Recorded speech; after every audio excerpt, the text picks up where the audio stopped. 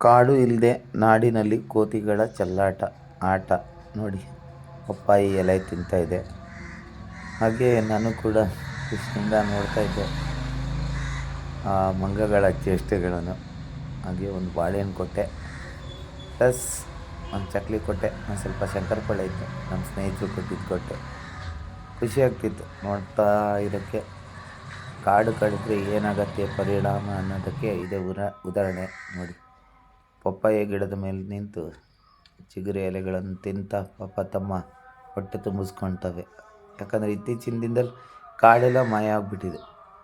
ವಿಚಾರ ಇಷ್ಟೇ. ಹಾಗಾಗಿ ಗಿಡ ಬೆಳೆಸಿ, ಫ್ರೂಟ್ ಗಿಡಗಳನ್ನು ಬೆಳೆಸಿ, ಹಣ್ಣುಗಳು ಇದ್ದರೆ ಬಿಟ್ಬಿಡಿ. ನೀವು ತಗೊಳ್ಳಿ, ಸ್ವಲ್ಪ ಬಿಡಿ.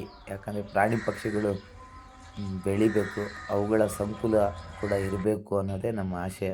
ನಾನು ಸ್ವಲ್ಪ ಕೊಡಬಳೆ ಹಾಕಿದೆ, ಬಂತು, ತಿಂತು, ಕೂತ್ಕೊಂಡು ಆರಾಮಾಗಿ. ಆಮೇಲೆ ಚಕ್ಲಿ ಇತ್ತು, ಕೊಟ್ಟೆ, ಅದು ತಿಂತು. ಮತ್ತು ಖುಷಿಯಿಂದ ತಿಂತವೆ ಪಾಪ. ಅವಕ್ಕೂ ಹೊಟ್ಟೆ ಹಸು ಅನ್ನೋದಿರುತ್ತಲ್ಲ. ಹಾಗಾಗಿ ನಮ್ಮಿಂದ ಏನಾದರೂ ಕೊಡಬಹುದು ಅಂತ ಇದ್ದರೆ ಪ್ರಾಣಿ ಪಕ್ಷಿಗಳಿಗೂ ಕೂಡ ಕೊಡಬೇಕು ಅನ್ನೋದೇ ನನ್ನ ಆಸೆ. ಹಾಗಾಗಿ ಒಂದು ವಿಡಿಯೋ ಮಾಡಿದೆ, ನೋಡೋಣ ಅಂತ. ಸುಮಾರು ಹೊತ್ತು ಅದರ ಚೆಲ್ಲಾಟ.